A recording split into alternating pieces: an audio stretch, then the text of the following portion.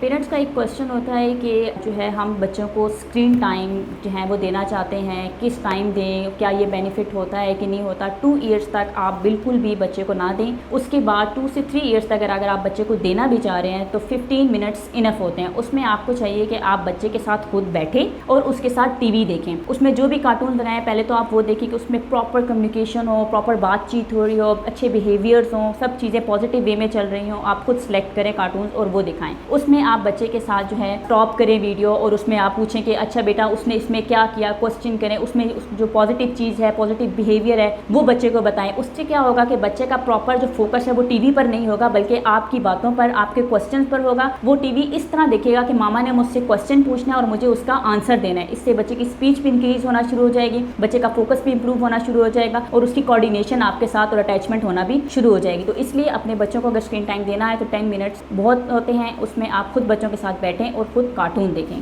Thank you.